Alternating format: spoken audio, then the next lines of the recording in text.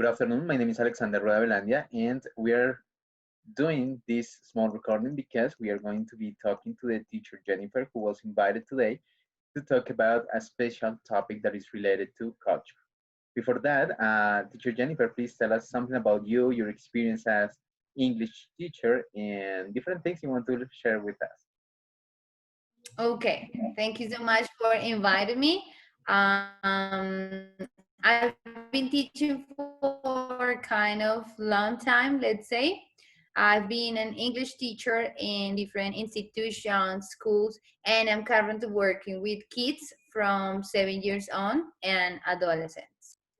Wow, that's cool. Thank you so much for that information. And now, well, let's start talking about the subject that we are going to be covering this session, which is culture. So I'd like to know your opinion about the relationship between language and culture. Well, that's a very interesting question. I believe that when we teach English, we don't only teach English, but we teach culture as such. And that's something key to keep in mind when we plan our classes. When we plan our classes, we shouldn't focus only on teaching grammar. I think that's a common mistake. When I started like more than 10 years ago, I focused a lot on grammar and vocabulary. Like I try to make my students aware and understand and use the grammar structures. And I didn't focus too much on grammar. However, with time, I realized that I was teaching a language and that students lack of this important feature when you teach a language, that is culture. Cool. Thanks so much for that. And talking about this, I'd like to ask you, what is the influence of culture in the process of learning a foreign language? Well, that's a very tricky one. I think that there is a great influence when you learn a language regarding culture. Most of the students who learn the language, they are foreseeing or they are seeing themselves in a future using the language in a real context. So I think that there is a great, let's say, influence of culture in language. Students do not only learn language to know how to pronounce a word or how to conjugate a verb, but they learn a language in order to be able to communicate in real situations. Okay, in talking about those situations, which cultural expressions do you know countries have through language? Well, there are different cultural expressions. We have to start with the fact that culture makes differences in terms of what we do in specific contexts. Just to give you an example, we can think of United States and the fact that if you go to the States, you should keep in mind there are different street signs or different cultural rules that you have to remember when going to specific states. So I think that's super key. Another example that we can just like bring to the conversation is the fact that teaching a language is beyond a structure in terms of idiomatic expressions. So when we teach a language, I also think it's important to teach students these kind of tips that are going to help them develop a conversation in a better way when they actually face the reality of communicating with the language per se. Wow, and talking about this, well, one of the common, let's say, or one of the most common oral expressions culture has is the oral tradition.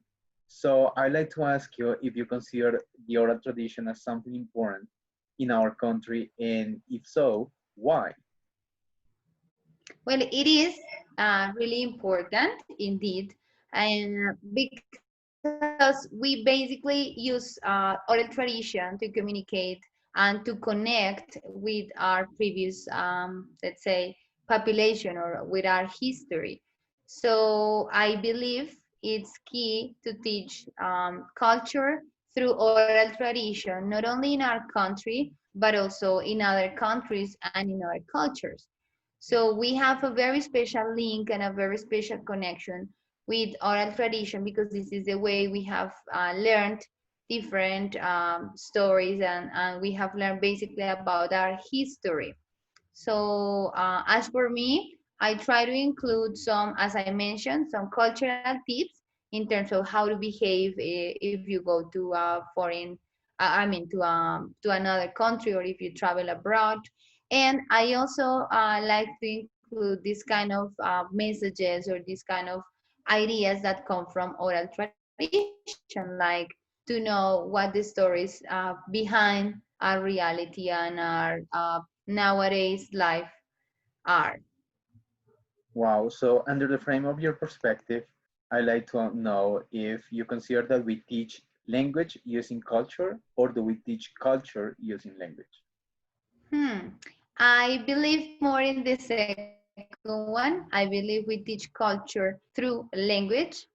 I mean, I don't personally, I don't like to go to a class in which I teach, okay, guys, this is going to be the cultural factor. So let's, I don't know, let's explore what this means. Let's, no, I believe that we can, for example, last week, I can give you an idea. I had these lessons about street signs and what people do in specific places around the world.